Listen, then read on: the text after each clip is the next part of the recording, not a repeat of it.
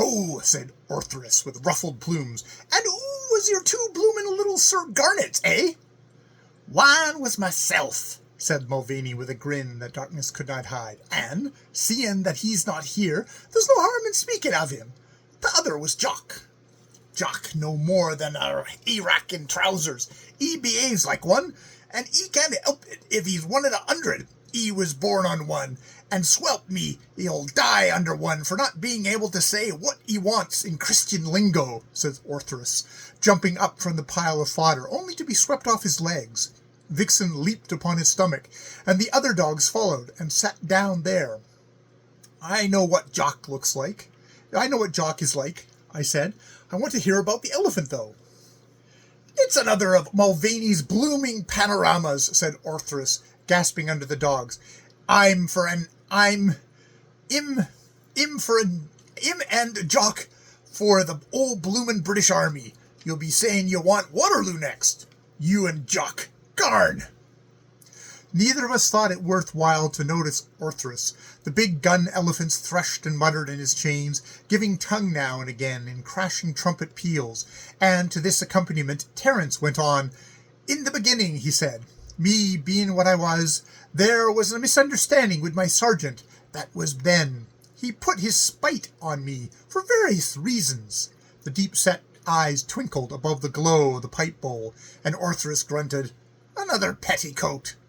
"For various and promiscuous reasons, and the upshot of it was that he come into the barracks one afternoon when I was settling my cowlicks before going walking, called me a big baboon, which I was not, and demoralizing beggar, which I was, and bid me to go on fatigue then and there, helping shift EP pet tents, 14 of them, from the rest camps. At that, me, being set on my walk, from under the dogs, "He's a Mormon, Vic. Don't you have nothing to do with him, little dorg." Set on my walk. I told him a few things that came in my mind, and one thing led to another, and between talking I made time to hit the nose of him, so that he'd be no Venus to any woman for a week to come. 'Twas a fine big nose, and well it paid for little grooming. After that I was so well pleased with my handicraft that I never raised fists on the guard that came to take me to Clink. A child might have led me along, for I knew old Kearney's nose was ruined. That summer the old regiment did not use their own Clink, because the cholera was hanging about there like mildew on wet boots, and 'twas murder to confine in it. We borrowed the Clink that belonged to the Holy Christians, the regiment that has never seen service yet, and that lay a matter of a mile away, across 2 parade grounds, and the main road, and all the ladies of Cowport going out for the afternoon drives. So I moved in the best of society, my shadow dancing along fornest me, and the guards as solemn as putty, the bracelets on my wrists, and my heart full content with the notion of Kearney's probosculin in a sling. In the middle of it all, I perceived a gun officer in full regimentals pursuing down the road, hell for leather, with his mouth open. He fetched one wild, despairing look at the dog carts and of the polite society of Cowport, and then he dived like a rabbit into the drain by the side of the road. "Boys," says I, "that officer's drunk. 'Tis scandalous. Let's take him to the Clink too." The corporal of the guards made a jump for me, unlocked my stringers, and he says, "If it comes to a running, run for your life. If it doesn't, I trust your honour. Anyway," says he, "come to the Clink when you can." Then I beheld him running one way, stuffing the bracelets in his pockets, then being government property, and the guard running another, and all the dog carts running all the ways to once, and me alone looking down the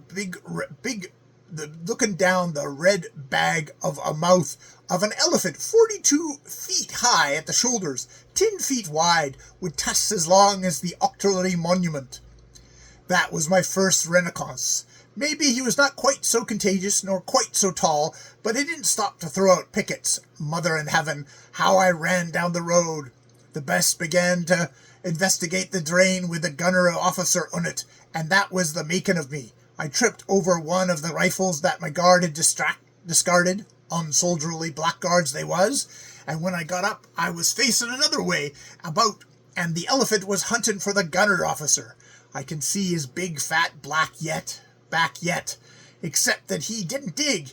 He carried on for all the world like a little vixen here at a rat hole.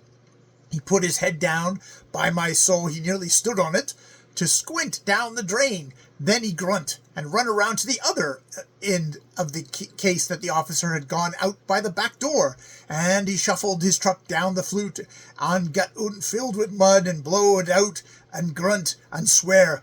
My troth, he swore all heaven down upon that officer. What a commissar elephant would have done with would have to do with a gun officer past me.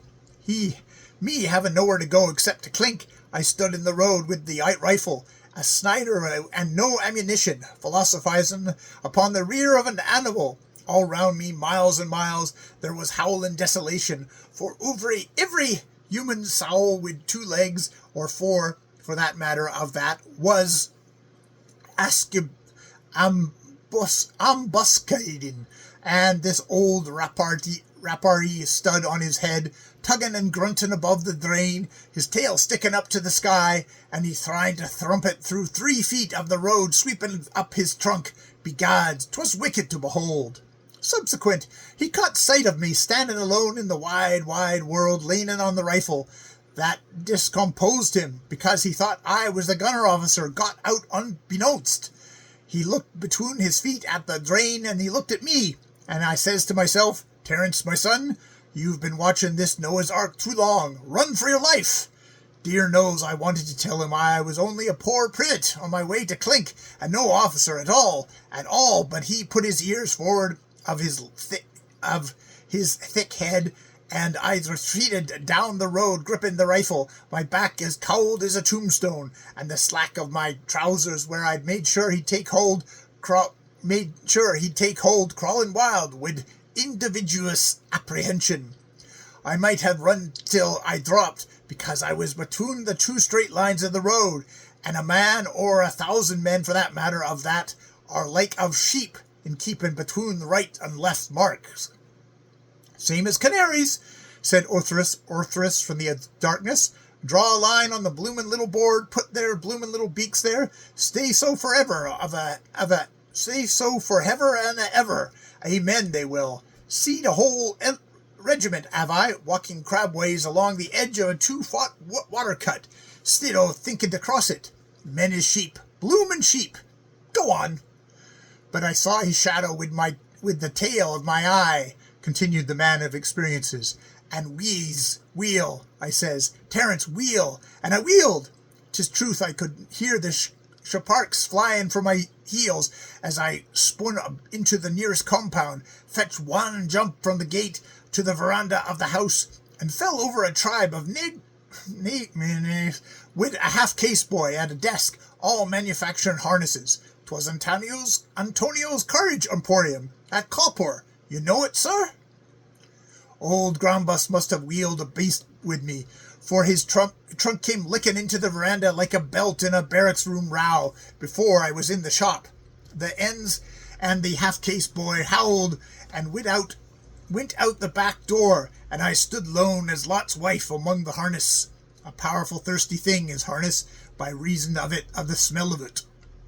I went to the back room, nobody being there to invite, and I found a bottle of whiskey and a goblet of water. The first and the second drink I never noticed being dry, but the 4th and 5th took good hold of me, and I began to think scornful of elephants. Take the upper ground in manoeuvring, Terence, I says, and you'll be a general yet, says I, and with that I went up to the flat mud roof of the house and looked over the edge of the parapet, threading delicate. Old Barrow Belly was in the compound, walking to and fro, plucking a piece of grass here and a weed there, for all the world like our colonel that is now in his wife giving him a talking down now, and he's promenading to ease his temper. His back was to me, and by the same token I hiccuped. He checked In his walk, one ear forward like a deaf old lady with an ear trumpet, and his trunk hid out in a kind of fore-reaching hook. Then he wagged his ear, saying, "Did my senses deceive me, as a plain as print?" And he recompensed promenading. You know Antonio's compound. 'Twas as full thin as 'tis now of new carts and old carts, and second-hand carts, and carts for hire, landaus, and brooches, and brooms, and wagonettes, of every description. Then I hiccuped again, and he began to study the ground beneath him, his tail whistling a wild emotion. Then he lapped his trunk round the shaft of a wagonette, and threw it out circumspect and thoughtful. "He's not there," he says, fumbling in the cushions with his trunk. Then I hiccuped again, and with that he lost his patience, good and all, same as this one in the lines here. The gun elephant was breaking into peal after peal of indignant trumpetings, to the disgust of the other animals, who had finished their food and wished to drowse. Between the outcries we could hear him picking restlessly at his ankle ring. "As I was saying," Mulvaney went on, "he behaved disgraceful. He let out with his forefoot like a steam hammer, being convinced that I was in the ambulance adjacent, and that wagonette ran back among the other carriages like a field gun in charge. Then he hauled it out again and shack it, and by nature it came all to little pieces. After that he went sheer damn slam dancing lunatic, double shuffle demented with the whole of Antonio's stock for the season. He kicked and he straddled and he stamped and he pounded all his wants, his big bald head bobbing up and down, solemn as a rigadoon. He took a shiny broom and kicked it out on one corner, and oot opened out like a blossoming lily, and he stuck his one full foot through the fleur of oat wheel was spinning on his tusk. At that he got scared, and by this and that he fair sat down plump among the carriages, and they pricked him wild splinters till he was a bounden pincushion in the middle of the mess, when the carts was a-climbing one on top of the other and ricocheting off the mud walls and showing their agility, with him tearing their wheels off. I heard the sound of distressful wailing on the housetops, and the whole Antonio firm and family was cursing me and him from the roof next door, me because I'd taken refuge with them, and he because he was playing step dances with the carriages of the aristocracy. "Divert his attention," says Antonio, dancing on the roof in his big white waistcoat. "Divert his attention," he says, "or I'll prosecute you." And the whole family shouts, "Hit him a kick, master soldier." "He's diverting himself," I says, for it was just the worth of a man's life to go down into the compound, but by way of making show I threw the whiskey bottle, 'twas not full when I came there, at him. He spun round, not from what was left of the last cart, and stuck his head into the veranda, not 3 feet below me. Maybe 'twas temptingness of his back or the whiskey. Anyways, the next thing I knew was me, with my hands full of mud and mortar, all fours on his back, and the Snyder just sliding off the slopes of his head. I grabbed that scuffle on his neck, drove my knees under his big flapping ears, and we went to glory out of that compound with a wild squeal that crawled up my back and down my belly. Then I remembered the Snyder, and I was gripped up the muzzle and hit him on the head. 'Twas most forlorn, like tapping the deck of a troop ship with a cane to stop the engines when you're seasick. But I persevered till I sweated, and at last, taking no notice at all, he begun to grunt. I hit with the full strength that was in me in those days, and it might have discommoded him. We came back to the parade grounds 40 miles an hour, trumpeting vaingloriously. I never stopped hammering him for a minute. 'Twas by way of diverting him from running under the trees and scraping me off like a poultice.